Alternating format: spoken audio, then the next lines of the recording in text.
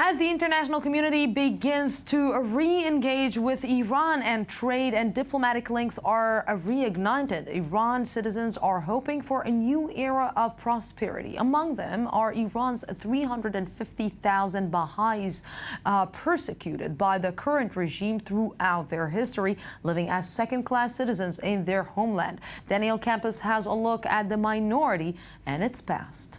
Baha'i history begins with the Bab's declaration in Shiraz on the evening of May 22nd of 1844. The Bab proclaimed himself to be the return of the hidden 12th Imam.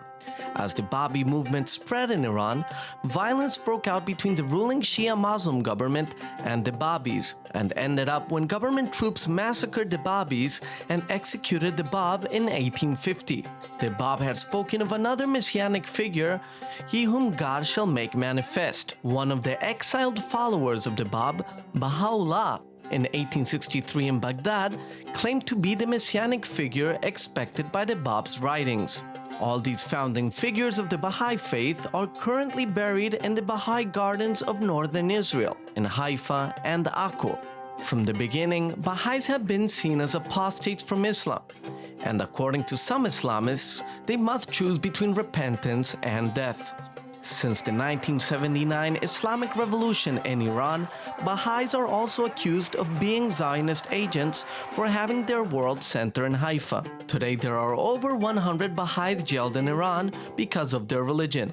They're the country's largest non-minority religious group, frequently harassed by security services and wrongly imprisoned.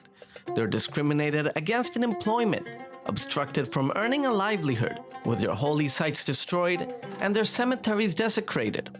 The Baha'is have also been denied access to higher education since 1981. Still in effect today is a 1991 secret memorandum of the Supreme Revolutionary Cultural Council authored by the Iranian government, stating they must be expelled from universities once it's known they are Baha'i. In 2008, 7 Baha'i leaders were arrested and put on trial at Branch 28 of the Tehran Revolutionary Court.